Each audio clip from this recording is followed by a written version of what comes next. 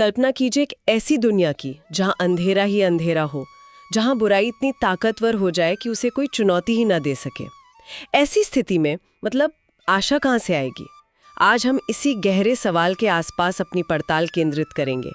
इसका आधार है माँ दुर्गा, शक्ति और साहस की कहानी। और चलो शुरू करें। क्या आप जानना चाहते हो असली लड़ाई? अच्छाई और बुराई के बीच क्विज हल करने हेतु वीडियो को ध्यानपूर्वक देखें। माँ दुर्गा असली फाइटर। माँ दुर्गा को अक्सर शक्ति की परम देवी के रूप में देखा जाता है। उनका चित्रण ही अपने आप में आप देखिए कितना प्रभावशाली है। अक्सर 10 भुजाओं वाली, हर हाथ में एक विशेष अस्त्र या शस्त्र लिए हुए और सिंह पर सवार। ये सिर्फ एक छवि नहीं है, ये साहस, निर्भयता और नियंत्रण का प्रतीक है। सूत्रों के अनुसार उनका मूल उद्देश्य ही अधर्म और अन्याय का नाश करके धर्म की स्थापना करना है। और हाँ, यहाँ धर्म का अर्थ सिर्फ मजहब नहीं बल्कि सही आचरण, नैतिक व्यवस्था और वो जो ब्रह्मांडीय संतुलन है उससे है। एक अत्यंत शक्तिशाली राक्षस महिषासुर। श्रोतों में उसके बल का ऐसा वर्णन है कि उसने न केवल पृथ्वी पर आतंक मचाया बल्कि देवताओं को हराकर स्वर्ग पर भी कब्जा कर लिया। सोचिए जरा, देवता जो स्वयं शक्ति का स्रोत माने जाते हैं, वो भी भयभीत और निराश हो गए। और इसी चरम निराशा के क्षण में माँ दुर्गा का प्राकट्य होता है। ये जानना दिलचस्प है कि उनका जन्म कैसे हुआ। किसी एक देवता से नहीं बल्कि सभी प्रमुख देवताओं की मिलीजुली शक्तियों और तेज से। हमारे सूत्र बताते हैं कि शिव के तेज से उनका मुख बना, यमराज के तेज से केश, विष्णु के तेज से भुजाएं और इसी तरह मतलब अन्य देवताओं की शक्तियों से उनके शरीर के विभिन्न अंग बने। ये केवल एक चमत्कारिक घटना नहीं है, ये संगठित शक्ति और सामूहिक संकल्प की अपार क्षमता का एक शक्तिशाली प्रतीक है। ये दिखाता है कि जब अलग अलग शक्तियां एक नेक उद्देश्य के लिए एकजुट होती हैं तो वे सबसे बड़ी चुनौती का भी सामना कर सकती हैं। ये एकता की ताकत का उत्सव है जो हमें ये प्रेरणा देता है कि मिलकर काम करने से असंभव भी संभव हो सकता है। तो देवताओं की सम्मिलित शक्ति से माँ दुर्गा प्रकट हुई। फिर क्या हुआ? सूत्रों में युद्ध का बड़ा जीवंत वर्णन मिलता है। देवी अपने वाहन सिंह पर सवार होकर युद्ध भूमि में उतरी, वो सिंह जो स्वयं शक्ति और नियंत्रण का प्रतीक है। फिर देवताओं और असुरों के बीच, खासकर माँ दुर्गा और महिषासुर के बीच भयंकर युद्ध छिड़ गया। 1-2 दिन नहीं, पूरे 9 दिनों तक ये संघर्ष चला, जैसा कि कुछ स्रोत बताते हैं। हालांकि कुछ में 3 दिन का भी उल्लेख है। कल्पना कीजिए उस महासंग्राम की। ब्रह्मांड का संतुलन दांव पर लड़ा था। महिषासुर भी कोई साधारण राक्षस नहीं था। उसे वरदान प्राप्त था कि कोई भी देव, दानव या पुरुष उसे मार नहीं सकता। वो रूप बदलने में माहिर था। कभी भैंसे का रूप लेता, कभी हाथी का, कभी सिंह का। उसने अपनी मायावी शक्तियों से देवी को भ्रमित करने की बहुत कोशिश की। यह संघर्ष सिर्फ शारीरिक बल का नहीं था बल्कि छल, कपट और भ्रम पर सत्य और धर्म की विजय का भी था। देवी ने उसके हर रूप, हर छल का धैर्य और अपनी दिव्य शक्तियों से सामना किया। और अंततः उस निर्णायक क्षण में जब महिषासुर ने फिर से भैंसे का रूप धारण किया, माँ दुर्गा ने अपने त्रिशूल से उसका वध कर दिया। इसी विजय के कारण उन्हें महिषासुर मर्दिनी कहा गया, यानी महिषासुर का मर्दन करने वाली, बुराई का नाश करने वाली। ये सिर्फ एक राक्षस का अंत नहीं था, ये अन्याय पर न्याय की, अंधकार पर प्रकाश की जीत थी। इस विजय ने देवताओं में और पूरी सृष्टि में उल्लास, आशा और एक सच्ची गहरी खुशी की लहर दौड़ा दी। वो क्षण परम आनंद का क्षण था। निश्चित रूप से। बच्चों, आपको क्या लगता है, अगर माँ दुर्गा ने राक्षस से युद्ध न किया होता तो क्या होता?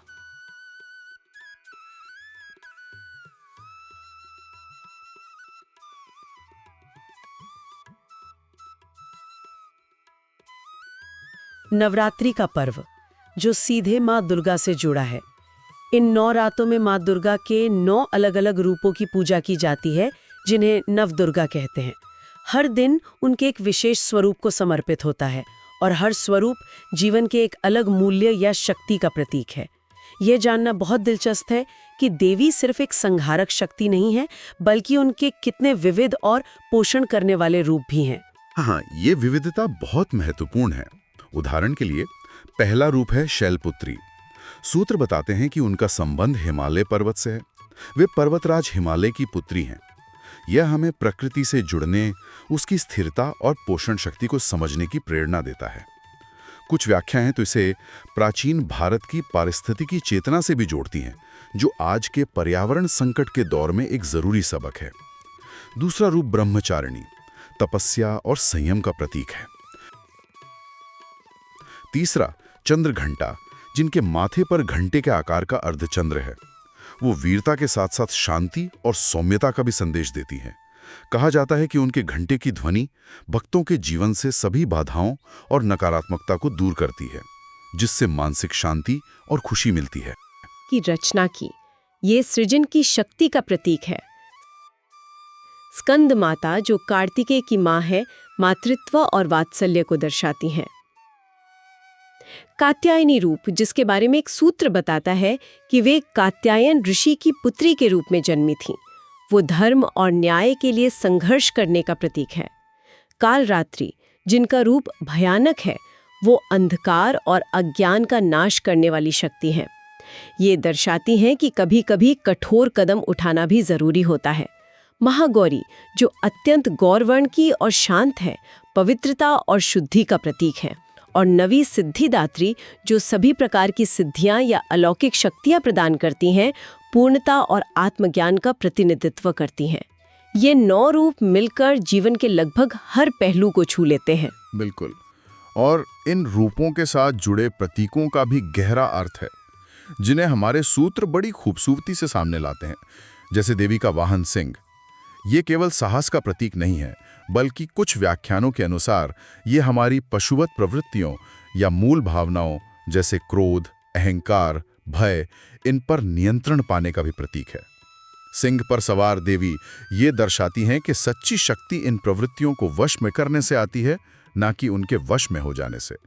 ये डर का सामना करने और उससे ना भागने की प्रेरणा देता है, जो एक वास्तविक भावनात्मक चुनौती है जिसका हम सभी सामना करते हैं। और उनकी 10 भुजाएं और उनमें धारण किए गए अस्त्र शस्त्र, इनका क्या मतलब निकाला जा सकता है? हाँ, ये भी बहुत रोचक है।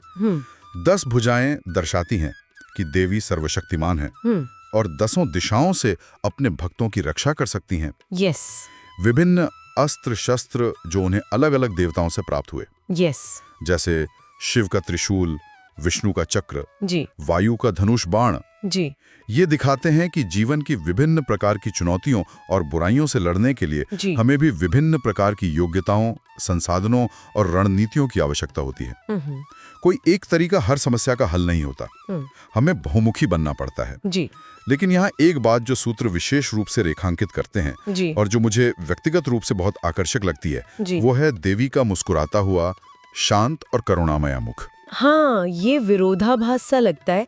इतनी भयंकर युद्ध क्षमता और साथ में इतनी शांत सौम्य मुस्कान। सही कहा, और यही इसकी खूबसूरती है। यह दर्शाता है कि अपार शक्ति के साथ करुणा, सौम्यता और विवेक का होना कितना आवश्यक है। सच्ची शक्ति केवल विनाश या बल प्रयोग में नहीं है, बल्कि अनुग्रह, समझ, संतुलन और करुणा में भी निहित है। यह बल और दया के संतुलन का एक बहुत ही सूक्ष्म और गहरा भावनात्मक पाठ है। यह हमें सिखाता है कि सबसे शक्तिशाली व्यक्ति वो नहीं जो सिर्फ जीतना जानता है, बल्कि वो है जो शक्ति का उपयोग विवेक और करुणा के साथ करता है। यही संतुलन जीवन में वास्तविक खुशी और स्थिरता लाता है। भारत और दुनिया भर में दुर्गा पूजा और नवरात्रि कितने बड़े पैमाने पर और कितने उत्साह से मनाए जाते हैं। ये सिर्फ एक प्राचीन कथा का स्मरण नहीं, बल्कि एक जीवंत, धड़कता हुआ सांस्कृतिक अनुभव है। निश्चित रूप से ये उत्सव सिर्फ पूजा पाठ या धार्मिक अनुष्ठानों तक ही सीमित नहीं है। 9 दिनों तक चलने वाले नवरात्रि उत्सव में खासकर गुजरात और अन्य पश्चिमी राज्यों में गरबा और डांडिया हास जैसे ऊर्जावान और आनंदमयी सामुदायिक नृत्य होते हैं। लोग रंग बिरंगे पारंपरिक कपड़े पहनते हैं जो उत्सव के उल्लास और जीवन के रंगों का प्रतीक हैं। बहुत से लोग इन दिनों में व्रत रखते हैं, जो आत्मशुद्धि और संयम का एक तरीका है, और मां से शक्ति, स्वास्थ्य और समृद्धि का आशीर्वाद मांगते हैं। ये पूरा माहौल भक्ति, समुदाय, शाजा पहचान और सबसे बढ़कर एक गहरी संक्रामक खुशी से भरा होता है। हमारा उद्देश्य केवल शिक्षा है, किसी की भावनाओं को ठेस पहुंचाना या गलत जानकारी देना नहीं।